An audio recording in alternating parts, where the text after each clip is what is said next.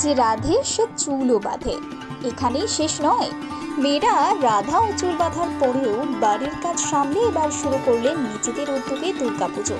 পশ্চিম মেদিনীপুর জেলার চন্দ্রকোনার পিংলাস গ্রামে হতো না দুর্গাপুজো।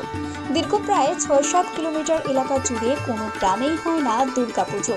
অষ্টমীর দিন বাড়ির মেয়েরা অঞ্জলি দেওয়ার জন্য দীর্ঘ ৮ কিলোমিটার পথ পাড়ি দিয়ে যেতেন দূরের কোনো পূজা মণ্ডপে।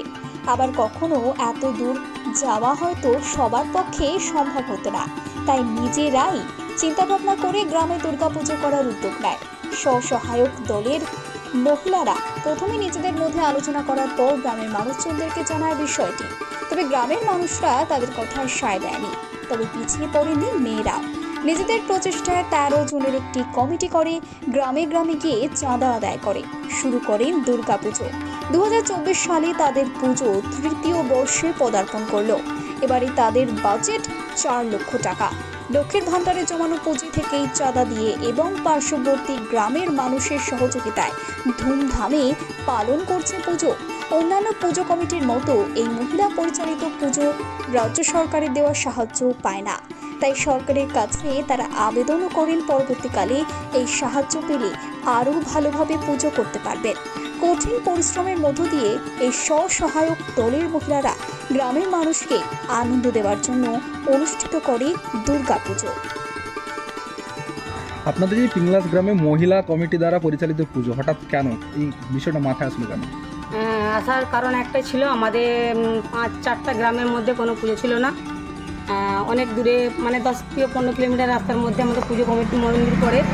তার জন্য আমাদের সব মহিলাদের ইচ্ছে, মানে গ্রুপ মেয়েদের, আমার একার নয়, আমরা দেশে একটা পুজো করব, তার জন্য আমাদের পুজো করা। মানে স্বসহায়ক দল স্বসহায়ক দল কতজন রয়েছেন সদস্য? আমরা মেন কমিটি আছে 13 জন, স্বসহায়কের দলের মধ্যে আমাদের আছে 160 জন। আচ্ছা, তো এটা কততম বর্ষ আপনাদের? তৃতীয়তম বর্ষ। কত টাকার বাজেট রয়েছে? 4 লাখ টাকা বাজেট আছে।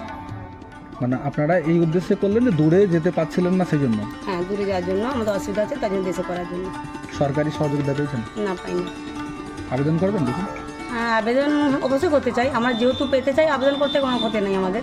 কীভাবে আবেদনটা করবো আমরা? আবেদনটা পৌঁছাবো কীভাবে?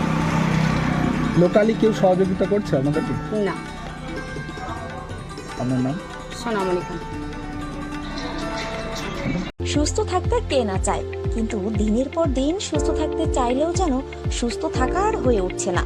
কারণ বিভিন্ন জায়গা থেকে সুস্থ হয়ে যাবেন এমন প্রতিশ্রুতি পেলেও মেলেনি কোনো সুরাহা। আপনি ভাবছেন কোথায় যাবেন, কিভাবে সুস্থ থাকবেন, এমন নানা প্রশ্নের সম্মুখীন হচ্ছেন। কিন্তু ভাবুন তো, এমন কোনো ডাক্তারবাবুর সন্ধান যদি আমরা দিই আপনাকে, যেখানে গেলে আপনি ম্যাজিকের মতো সুস্থ হয়ে যাবেন, কেমন হবে? হ্যাঁ, আপনি ঠিকই শুনেছেন, চিন্তার কোনো কারণ নেই, সেই সন্ধান দেবো আমরা আপনাকে। কথায় আছে ডাক্তার হলো ভগবান, তবে সেই ভগবানের সন্ধান কজন পায়? আজ আমরা এমন একজন ডাক্তারবাবুর অর্থাৎ ডক্টর সন্তুদের সঙ্গে পরিচয় করিয়ে দেব, যেখানে রোগী ম্যাজিকের মতো সুস্থ হয়ে যান। এটা কোনো গল্প নয়, এটাই বাস্তব।